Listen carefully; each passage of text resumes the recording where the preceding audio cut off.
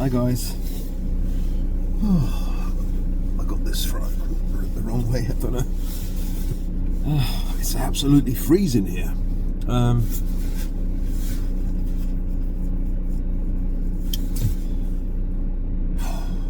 Yeah, got some sad news. A member of our family, well, I'll just say it. My auntie is not well.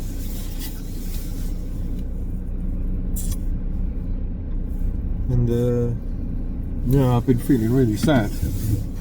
I got the news yesterday, and she's my dad's only sister, my dad's only sibling. And I was just remembering, when I was a kid, I used to go to my uncle's house. Yeah, so just remembering old times. And she's a nice lady. She's not. Well, all my family, they're nice. Like all my cousins, they have their quirky. They have their own character, whatever. But they're all good people. Sometimes in the past we've had our differences, like our family and their family, some stupid argument, but probably some small thing, and just kind of erupted into the people not talking to each other. But most of the time, people that my parents knew, relatives, friends and stuff like that, are really nice. Sicilian people are really nice people. But don't cross them. That's the thing with people who are warm, or in Chinese you say, what is it? 热情? 热情? Hot, feel or something. But those people, they're warm, they like to hug, very warm, they'll give you like the shirt off their back. But if you cross them, that warmth will become fire. So us Sicilians were like that. Even though, I was actually, my genetics, I don't know where they're from. My father's Spanish apparently, and my mother's from Chile. So, but I've seen her mother and father, like my grandparents, and they look white. They don't look dark, but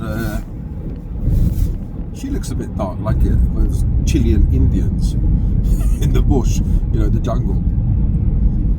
So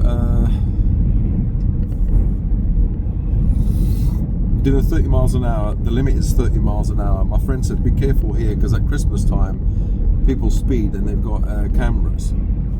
But people are always going to creep up to you. Although I'm doing the limit, they want to push. They don't really want to push, but if someone comes really fast, I'll just move to the side and they can overtake if they want. I'm going to push speed. No one really obeys the speed limit, do they? Like 30 miles an hour is the limit. Like, you're not supposed to go faster than that. And people see that as the starting point. You have to actually go up to that limit and stay there at least, and go further. Like, you have to break the law. Like, it's okay to break the law. It's not okay if they're pushing you from behind, you break the law, and the police is there in front of you, or someone with a camera. You're the one that gets nicked, not them. It's like on the motorway, 70 miles an hour. That is supposed to be the limit, right? And you think, oh, okay, let me go at 65 miles an hour. I'll go at 60 miles an hour on the inside lane. I'll go slow. Oh, I remember, in the past, you used to have adverts saying, like, 55. If you drive at 55 miles an hour, you can get the most out of, the mileage. You can consume the least amount of petrol or fuel. So 55 miles an hour. You go at 55 miles an hour, even on the inside lane, on the slow lane, people will come up your ass. And, you would have thought, okay, we'll go on the inside lane, right? If I'm going at 55 or 60, I wouldn't go at 55. That's just too slow. 60 miles an hour, right? You're only 10 miles an hour before you break the speed limit. Even 60 miles an hour on the slow lane is sometimes too slow. They'll come up right behind you. And you would have thought that there's 2 other lanes there you can overtake if you want. And they still don't. Anyway, that's my rant over. Yeah, so about my loss in the family. So I said to my family, I'm gonna go there immediately. I'm coming there immediately. I'm all brave. But I've got this bloody problem with my neck. I've had it for the last week, and I get like a kind of the top of the neck, the C7, further than the C7, on the right and on the. It was on the right mostly. I get this shock, and the shock migrates to my head, the back of my head. It's like an explosion. It's really, really horrible. It makes me feel dizzy. So I was thinking, how do I drive there? So obviously I'm going to ask my wife to help me, but she's too busy with her own stuff. So I was thinking, if I drive a bit and somebody else drives a bit, I can't ask my friend. She's going through chemo and she feels sick, and also she doesn't like driving when it's dark. Her eyesight's not that good, and unless we leave in the mornings, so that's going to be difficult. But also it's a situation with money. Like, as you guys know, like I get £100 like my wife gives me £100 every week. That's about £55 for the dog and about £45 for me for food. I could get by with that, but like most weeks I've got nothing left. I've got absolutely nothing left. Like the freezer, I start using up the freezer, I start using up the cupboards, the food in the cupboards. And I do actually eat dandelion and nettle, cleavers and other herbs that are available. Actually, dandelion is a good vegetable. It's good for your liver. Nettle is really good for histamine intolerance and other allergies. So, what was I saying? So,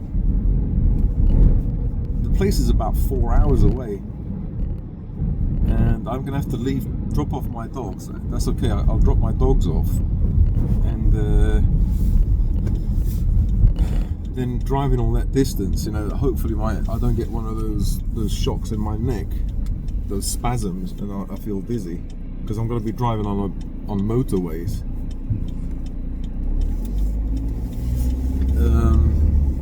But also the thing is money. I feel embarrassed to say to my family that I don't have even the money for fuel. That's bloody embarrassing, How do I explain to them that I get £100 a week, and that's for my dogs and for me to eat, and I've got nothing, absolutely nothing? How do I explain to people that I don't have benefit because I've got this ADHD and I miss the appointments? Every time I miss the appointments, I asked the doctor to help me. So a guy in the office contacted the how do you call it, place where they do the benefits, and they said, sure, the claim is open, just come. Like, I kind of needed help, like someone to help me fill the forms and everything. And he was supposed to be like some kind of expert, like mental health expert or mental health person at the doctor's clinic. He didn't get the idea. Like, if I could have done it myself, I would have done it myself, right? You know, sometimes these experts, they're bloody almost useless. I feel sorry saying it. I don't want to say it. Because I know what it's like for someone to say, oh, you're useless. You know, I don't like being called that. So I don't like tarring people with that brush.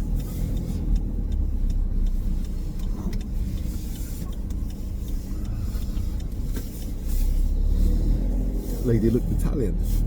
It's Italian, a woman. Older lady. There's supposed to be a Morrison's round here. I don't know where. You see the Morrisons. I should do a skit, you know, like a sketch. And I'm dressed up as an Italian woman, you know, an auntie, Italian auntie. My name is Roberta. Today I'm talking to you about lasagna.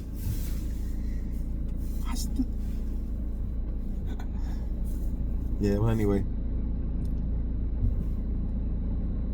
Yeah, I've been feeling really down since I heard the news. And so I was all...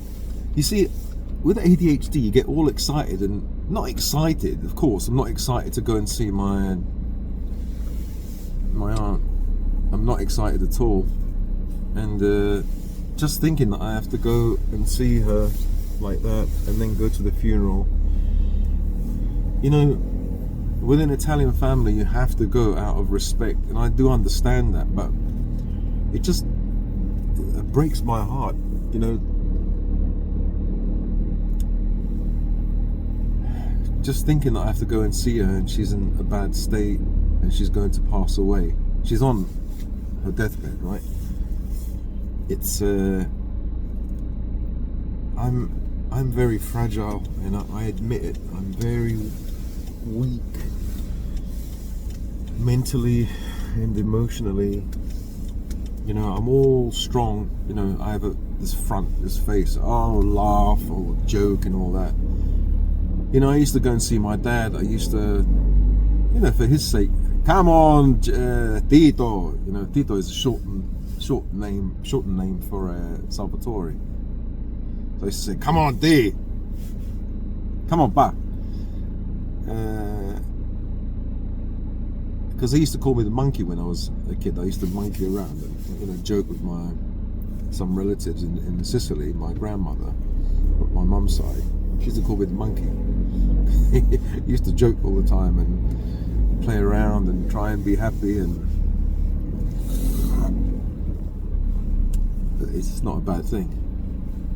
But I think I'm lost here. My friend told me, yeah, there's the...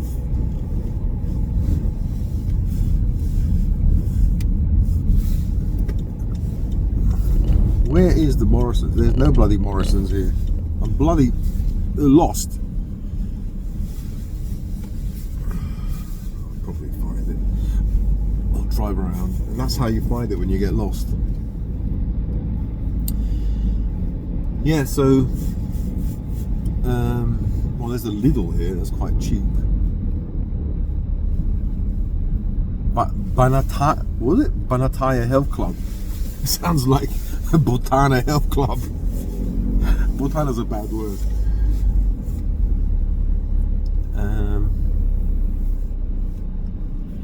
Yeah, so what was I saying?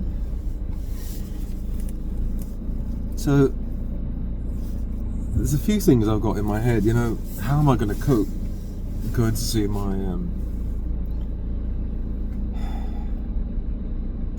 know, that's my dad's sibling. It's just not just a relative. She's my father's only sibling. You know, and in Sicilian families, out of respect, you go and you go and do your bit, which is absolutely right, because they came and, you know, my auntie's family, most of them came.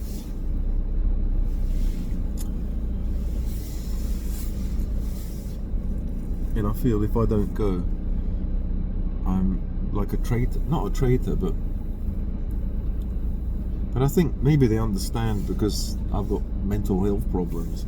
Because there's another member of the family who's got schizophrenia, And he didn't even go to his mum's funeral because he just couldn't take it. You know, and he probably won't be there at my auntie's funeral.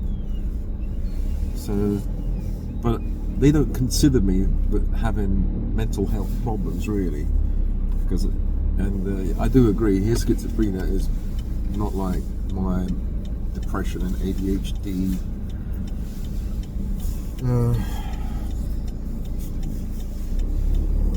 I just don't know what to do.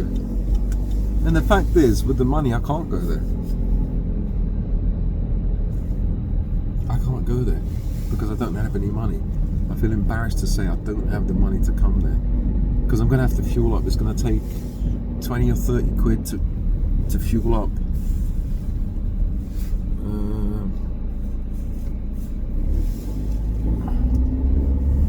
I'm going to have to go and ask, where is Morrison's? I don't know. There's no Morrison's there. My friend told me there's a Morrison's there. Where? I'm going to have to ask someone. There's no bloody Morrison's here.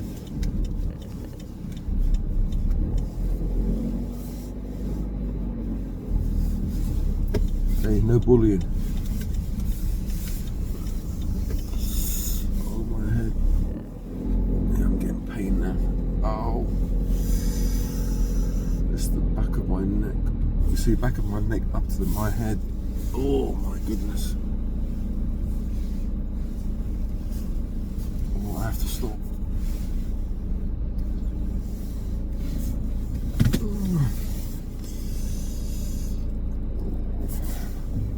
Thank God it happened when I was stopping. Yeah, it's the back of my neck here and it radiates up. I'm not sure if it's cervical spondylosis, you know, or neck arthritis.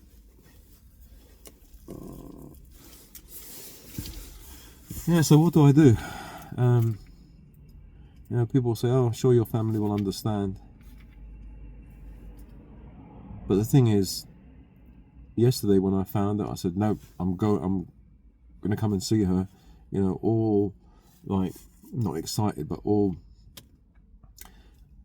impulsive. You know, I want to do the right thing.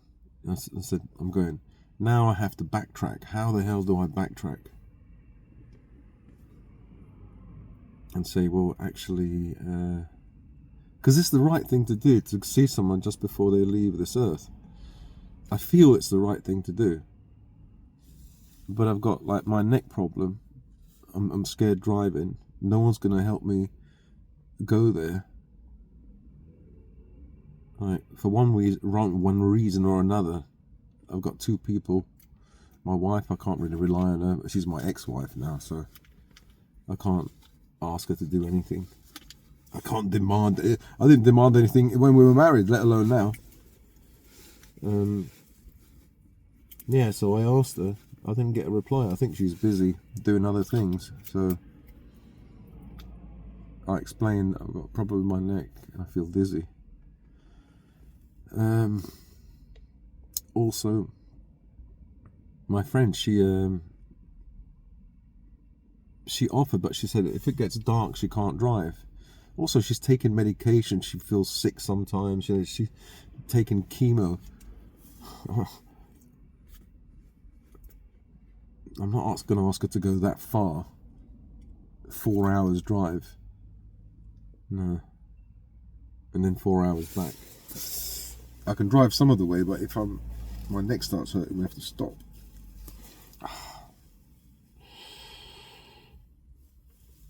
Yeah, so a very, very sad day yesterday and today.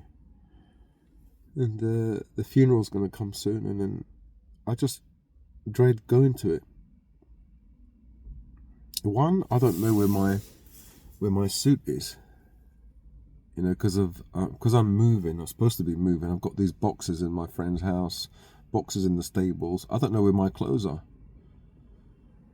So I'm going to have to open each one of them. All these boxes to try and find my suit. And I don't know where the boxes are, if they're at my friend's or if... And things have gone missing. Loads of things have gone missing. I don't know where my clothes are. So I could just wear clean clothes for the funeral, but I don't even want to go to the funeral. Not because I don't respect. I do respect.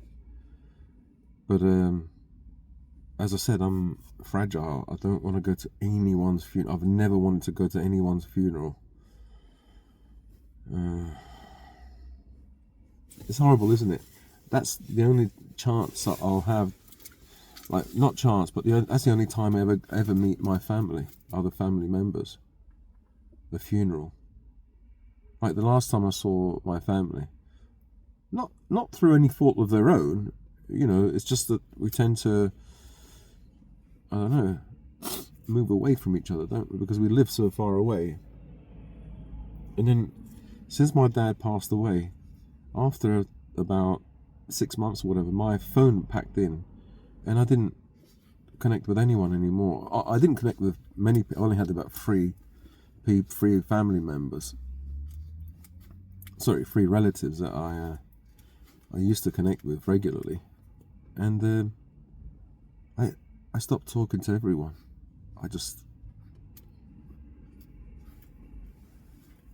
I know, like, because it's Italian people will take it badly if you don't talk to them and stuff like, well, even English, but they don't understand. I don't even understand my own mind. And now I'm coming off medication, and I'm down to about maybe 2 milligrams of Seroxat, 1.8 milligrams, something like that, really on a low dose now. And there are days where I just get angry and nervous and sad with like inanimate objects. It doesn't even have to be a person.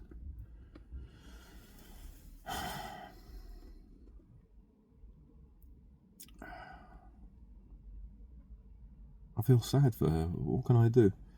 What I'm thinking of doing is I'm going to light a candle, because my friend said we could light a candle in the house, and I'll try and find a picture of her somewhere.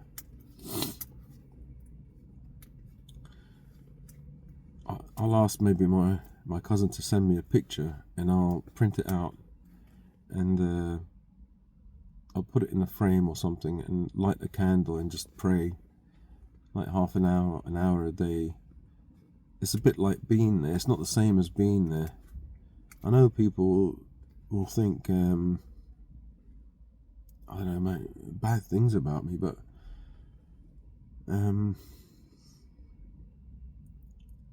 I do care. That's the bloody problem. If it was they're my relatives and I care,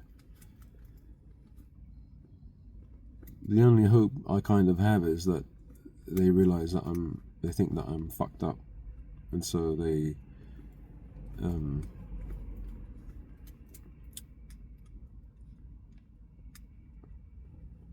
make allowances for my state of mind.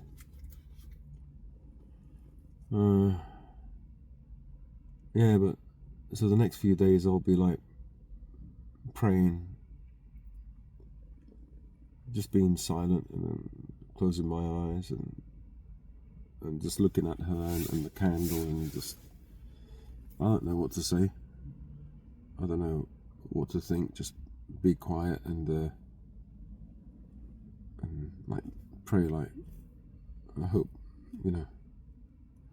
she goes to heaven, and I hope she's happy and healthy, or whatever.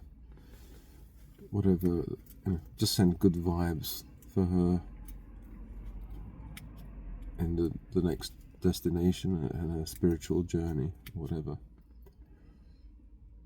See, I don't know what to say, but I just have a general vibe of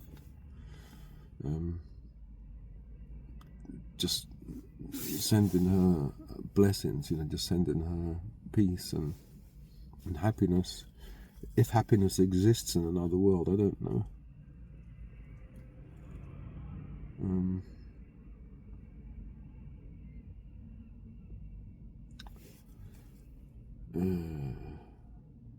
It's funny that November is the kind of the month of the dead, isn't it? That's what they call it in Italy, or Mese dei Morti, the month of the dead.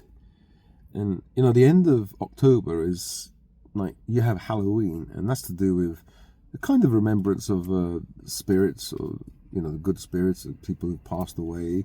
Then you have in November you have the Remembrance Day, and then my dad passed away. I think it was the 31st of October, in that Halloween period. And my aunt now, it's like the middle of, I don't know, is it November or the end of, might be the end of November, I don't know, when she passes. It's roughly the same period, isn't it?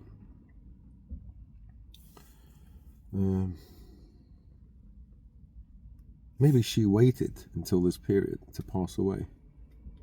Because I did read, there was some kind of a study of Jewish men, and like when they were passing away or terminally ill or something, they would pass away at a certain time, like before, I don't know, Yom Kippur or a Passover or something, or just after that period.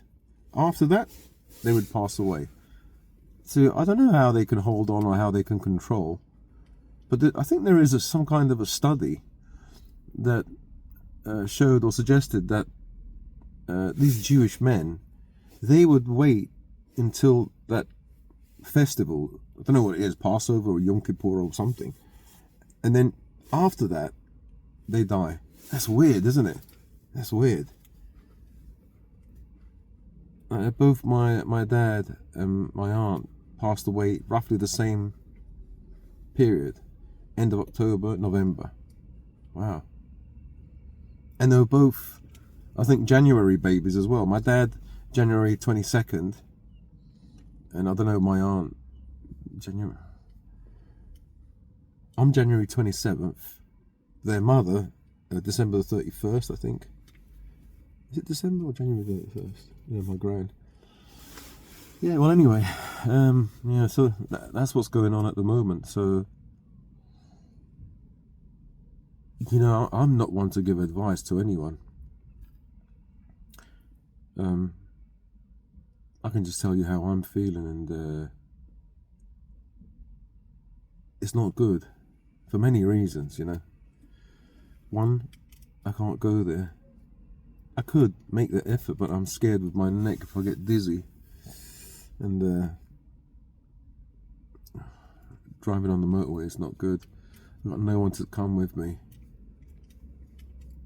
I asked my wife, but she's busy.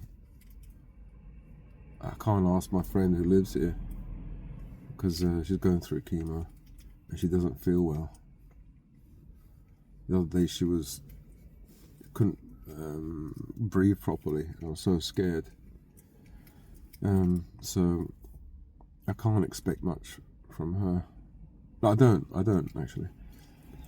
So what do I do? And then money-wise, how do I tell my relatives I don't have even the money to get there?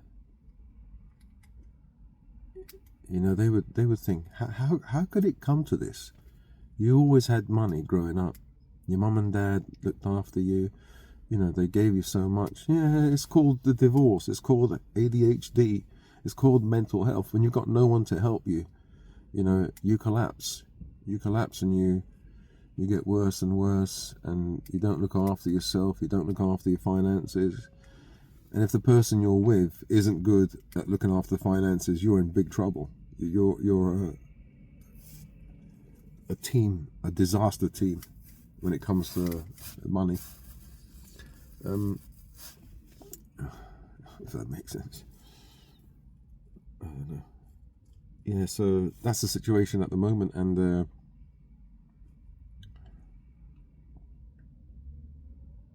I don't know if you guys have gone through this before. Like, you love someone, a family member or a relative, but you don't want to go and see them when they're about to pass away, and you don't want to go to a funeral, and you're stuck because it looks bad. It looks bad because even though you love that person, it looks as if you don't care. It looks as if you got no respect.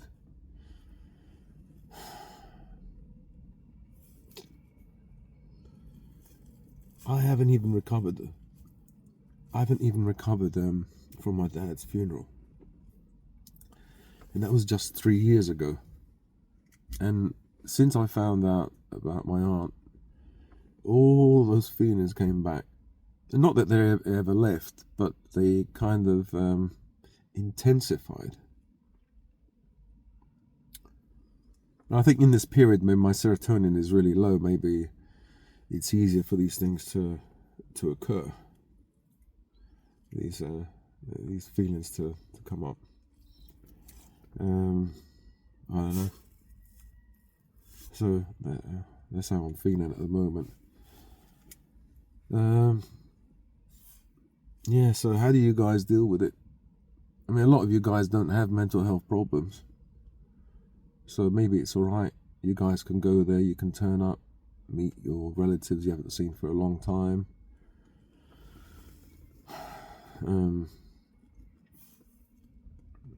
Say bye-bye to the person, and some of us are so sensitive. It's not like I say bye-bye to that person, then I just go away. It's gonna haunt me for months and months and months. You know, I don't know anyone who's sensitive like me, who takes people's pain on board. You know,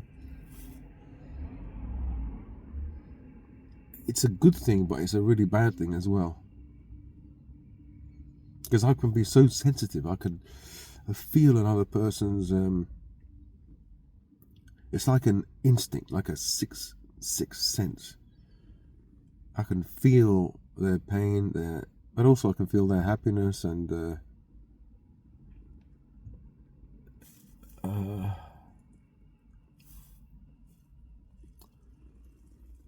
how do people cope?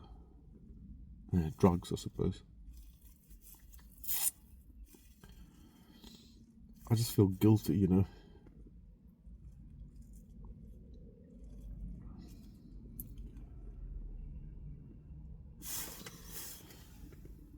I gotta go.